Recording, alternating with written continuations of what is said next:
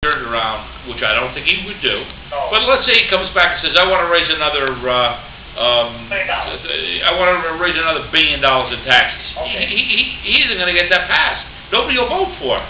So, I mean, we can blame the governor for a lot of things, but we have to remember at the end of the day, the governor's got to get these things passed. So he needs Democrats and Republicans, because a lot of times the tax increases. Every time a Republican gets elected, it seems like there's no tax increase, there's no layoff. Every time a Democrat comes in, there seems to be like there's an increase in your taxes and layoffs. No, that's well, what happened was, Roland turned around. Roland lived off the good times. I mean, it's like timing. Yeah. Look, Weicker came in, and it was at that time it was almost $1 billion, hole in the budget. Weicker campaigned on not supporting an income tax, and what he did is, at the end of the day, when he looked at it, there was no real way, unless he was going to go for 10% sales taxes and all kinds of other taxes that would have been very regressive, very much hurt people. So Weicker had to come to that conclusion. So what he does, he puts an income tax in place. He's 4-year governor. Governor Rowland ran, when he was John Rowland, when he was running for governor, he ran against repealing the income tax. And you know what? He never even attempted to repeal it. Because what happened was he was building things, and the money was coming in, the economy was good, so he rode the good times. And then what happened is Governor Rell came in, and she rode that I'm not John Rowland. I mean, so she was the refreshing change. If you were the governor right now, how would you go about addressing the unions, all these unions, and telling them that what they got to do to not get laid off? How would you go about? I would say what the governor is saying. I mean, I agree with the governor. Says, listen, I don't want to lay people off. I think it's not good for our economy. It hurts the services. It hurts everybody. When he lays off at the Department of Transportation, he's laying people off that are necessary to turn around and do work so that I can get construction workers to work on roads. Yeah. He doesn't want to lay off, but what he can't do is he can't print money. And again, I'll say this.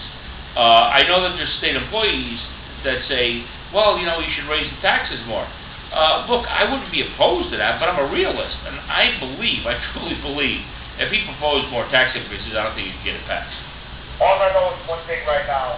A lot of these state workers haven't got a raise in, say, 3 or 4 years, and that's why they're complaining. That's why they're complaining a lot. No, I'll say this again. How many of them got a raise? By the way, the state employees have not created any of these problems. The working people of this country have not created the problems. Who did?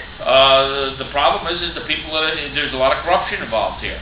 The banks and the games that are being played, all the money that's being sucked out, the policies that are moving our jobs offshore, that's what's really happened to us. The middle class has shrunk. You see, the interesting thing about this is that, public employees have a pension and health care, decent conditions. That's what everybody should have. But now what's happening is that they have a union. You see, this isn't that they're public employees. They have a union. In the private sector, people say, well, you don't get that in the private sector. Well, sadly to say, because we've lost our strength in the private sector and unions, therefore people are... 401k plan. Right. It's terrible. I mean, what we need to do, unions need to turn around and organize workers. We just mentioned at the opening of the show, the old... all of the brass companies down there and everything else. We were big manufacturing, all of that. But what happened to us? Instead of Scoville's, we have a mall. Now everybody working at Scoville's was working for good wages with health care and pensions. The people who are working at a mall aren't getting that. So what we need to do is go organize the workers. Because here's the thing: there's a lot of money being made in this country. The problem is that it's not being distributed properly. Workers create wealth. They should get a share of their productivity. I'm not even asking for all of it. If we increase productivity by 100%, I'm not looking for 100% in wage increases. I'm looking for maybe 10, 15%. what you're worth. Yeah, I agree. And I think what workers need to do is join together. Join together, yeah. And understand, stop blaming, let's stop blaming each other. Let's stop blaming the state worker or municipal worker or a construction worker or this worker or that worker. Let's understand that there's people that are making, it's obscene. I mean, some of these guys, look, I'm not opposed to anybody making money, but you know, when do you have enough? What do you do with $5 billion? I mean, what do you do with it? $5 million, you can do a lot of things with $5 million. Billion. With the whole thing. I wouldn't know how to spend it. I tell you what, $5 billion. I don't think you and me. Spend that in a lifetime. Right. I don't think we can find enough table games up there to lose in the casino fast enough. We're making, let me tell you, with $5 billion, me and you couldn't find high enough stake tables to lose the money as fast as we're making it. I know one thing right now. Everybody who took a job in the state at one time probably making maybe $50,000, and then the union came in and they negotiated and got them